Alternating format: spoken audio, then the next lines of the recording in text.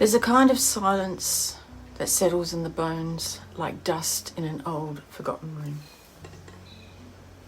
It's the quiet between heartbeats, the hollow pause after a deep breath, the stillness that lingers when everything else has moved on. I carry it with me, the silence, a constant weight that presses down but never quite crushes, a shadow that clings but never speaks.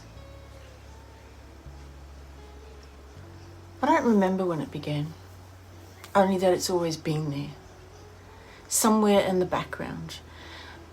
Maybe it's the pieces of myself I gave away, one by one, to people who were never meant to stay. Or maybe it's the dreams I left behind, thinking I'd come back for them someday. But someday has a way of slipping through your fingers, leaving you with empty hands and a heart full of ghosts. Sometimes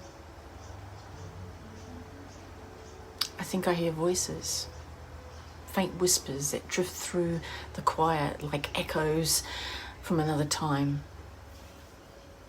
They call to me, these fragments of the past, tempting me to turn back, to relive what's gone.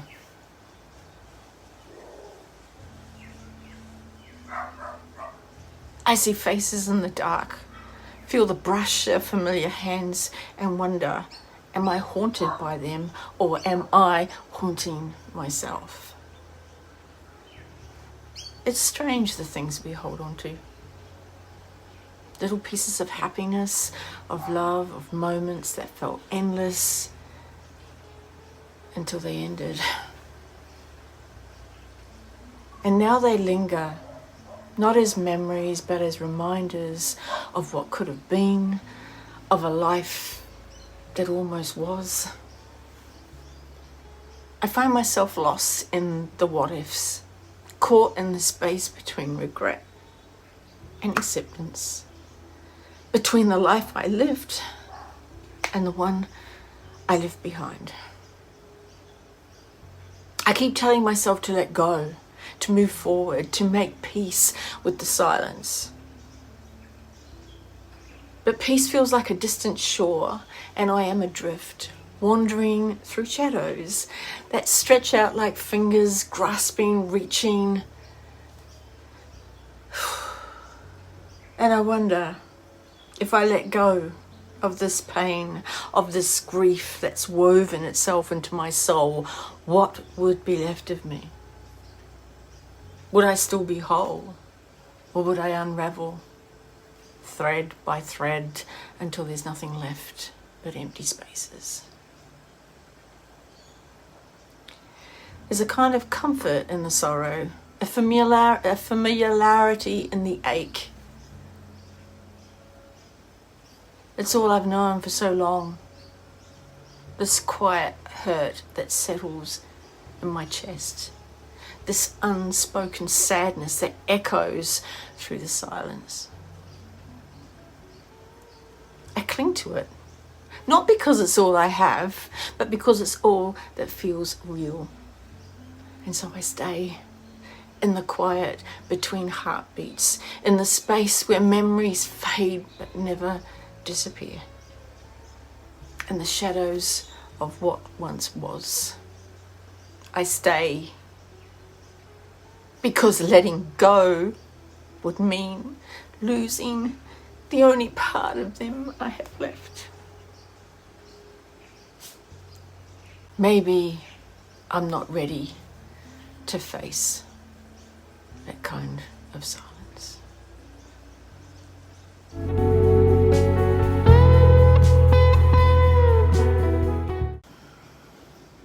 Well, hello. Welcome back, everyone. So today's video is a little bit different.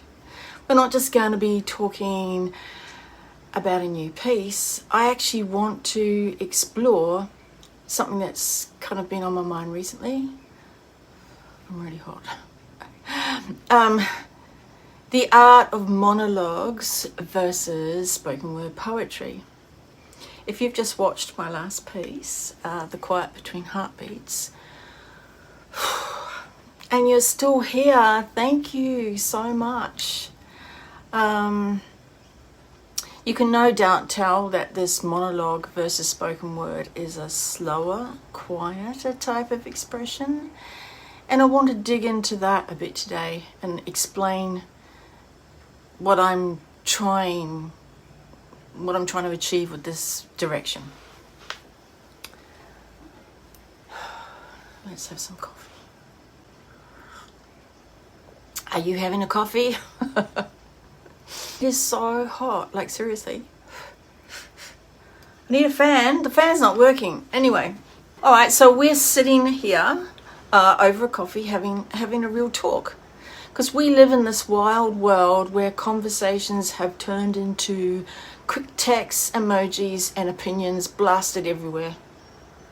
So here's my question to you.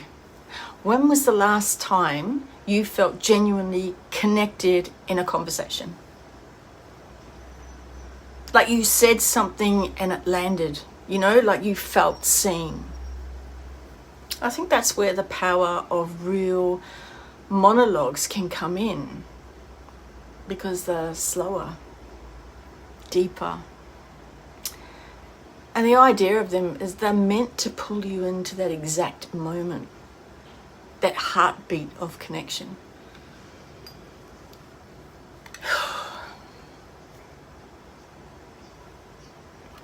And now some of you might be thinking, okay, so what's the actual difference between a monologue and spoken word poetry? Well, here's the thing. Spoken word is often rhythmic, expressive, and it's all about the energy. And if you've listened to any of my spoken word poetry, you can probably relate to what I'm saying, because it's almost like a dance with the words. And monologues, they're a bit different. They pull you inward, and it's less about performing and more about sharing, like in The Quiet Between Heartbeats. I was reaching for those pauses, that silence in between words, because sometimes the quiet says more than words ever could. Just going to adjust this camera. Oh gosh. So let me ask you this. Like in a world filled with all this noise, social media, armchair warriors, a million opinions, how do we actually connect? You know, like I mean really connect. Let me know in the chat or the comments. What do you think? When I work on these monologues, which I'll admit this is a bit of a new direction for me, but I'm kind of liking it. What do you think? It's not just about saying something, it's about sharing something. So there's a layer of raw, almost unfiltered honesty. And guess what, guys?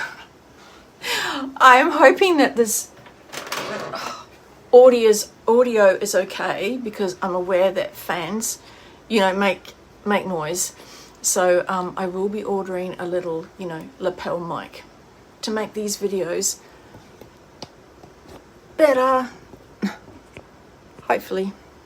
Anyway, so if we get better at finding those quieter spaces, those in-between moments, we could find a way to communicate beyond the noise. So if you're vibing with this, or if you're as curious as I am about exploring new ways to connect, don't forget to like, comment, or subscribe if you haven't already, and let me know your thoughts on monologue versus spoken word. Do you feel the difference? Which hits you harder? And by the way, every like, every comment, it really does help. It helps this conversation It keeps it going, and it also lets YouTube know that you are enjoying my content in this wild and untamed series. And I think I need another coffee. And so I think I've probably talked long enough. Oh my gosh, nearly 6 minutes. So I want to thank you so much for hanging out with me today. And here's to keeping it real, one word at a time. And maybe even in the quiet between heartbeats. And I'll see you in the next video.